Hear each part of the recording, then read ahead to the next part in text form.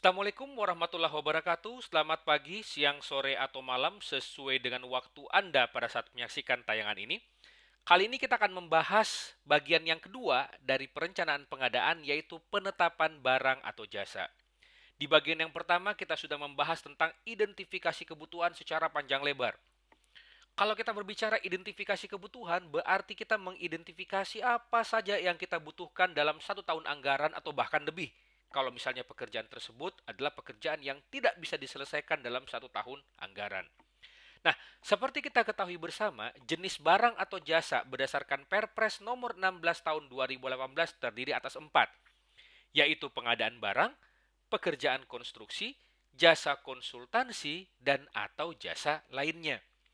Pada tahapan inilah kita mulai memilah dan memilih dari seluruh kebutuhan tersebut, yang mana yang masuk ke dalam kategori pengadaan barang, yang mana yang masuk pekerjaan konstruksi, yang mana yang masuk jasa konsultansi, dan yang mana yang masuk jasa lainnya. Termasuk yang mana yang masuk pekerjaan terintegrasi, yang merupakan gabungan daripada dua atau lebih daripada jenis barang atau jasa. Nah, dari mana kita melihat penetapan barang atau jasa? Contoh, saya mau pengadaan komputer. Kalau pengadaan komputer, sudah jelas ini pengadaan barang. Tapi kalau yang saya mau adakan ini adalah laboratorium komputer, di mana saya sudah memiliki ruangan, kemudian ruangan tersebut kosong, mau dilengkapi dengan meja komputer, kabel jaringan, kemudian perangkat kelistrikan, dan komputernya, maka tentu saja ini tidak termasuk dalam pengadaan barang. Ini bisa masuk ke dalam jasa lainnya karena dibutuhkan keterampilan dalam menyusun hal tersebut. Artinya, selain pengadaan barang, kita butuh tenaganya, kita butuh metodenya. Bagaimana caranya menghubungkan antara satu komputer dengan komputer yang lain? Rupanya yang saya butuhkan ini bukan cuma laboratorium komputer, sekaligus pembangunan gedungnya. Ya berarti masuk pekerjaan konstruksi. Loh, tapi kan ada barangnya.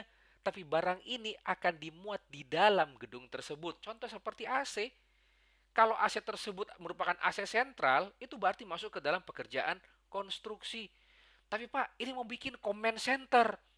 Jadi sebuah ruangan lengkapi dengan layar-layar di situ, bahkan dengan softwarenya.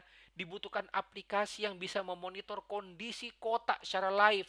Ada CCTV di mana-mana yang terhubung dengan sebuah server, menggunakan perangkat-perangkat jaringan, butuh komputernya, butuh ruangnya. Wah, ini berarti sudah masuk pekerjaan terintegrasi.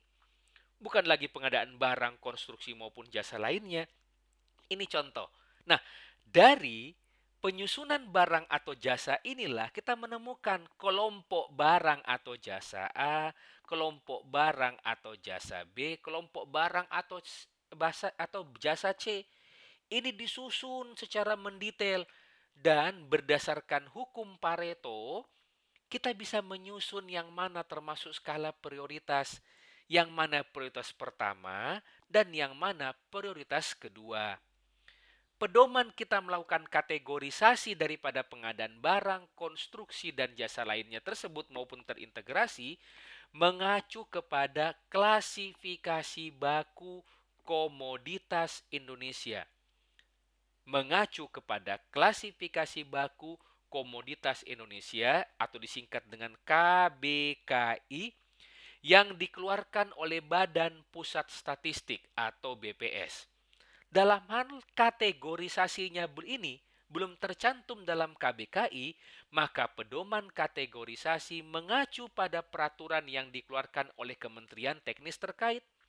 Misalnya seperti pekerjaan konstruksi, tentu saja mengacu kepada Kementerian Pekerjaan Umum dan Perumahan Rakyat.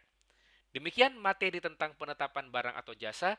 Terima kasih. Wabillahi taufik wal hidayah. Wassalamualaikum warahmatullahi wabarakatuh. Salam pengadaan.